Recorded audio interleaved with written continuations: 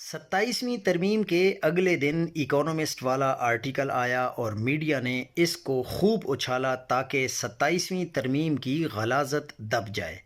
اس کے بعد شاہ زیب خانزادہ اور شاہد بھٹی والے واقعے کو ضرورت سے زیادہ ہائی لائٹ کر کے تحریک انصاف نے حکومت کی اس کمپین کو مزید تقویت دی، جس کا مقصد 27ویں ترمیم پر کم سے کم بات کرنا اور ججوں کے استعفے کو دبانا تھا۔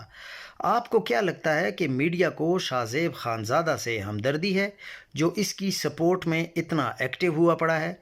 میڈیا اس ایشو کو اس لیے اتنا ڈسکس کر رہا ہے کیونکہ یہ 27ویں ترمیم سے فرار کا راستہ دیتا ہے۔ کہیں نہ کہیں جذبات میں سامنے والے کے پھیلائے ہوئے جال میں پھنس رہے ہیں اور اس کا ادراک بھی نہیں ہے۔ یہ وقت ہے 27ویں ترمیم کی سیاہ کاریوں پر بات کرنے کا اور اس کو اسی مقصد کے لیے صرف کرنا چاہیے۔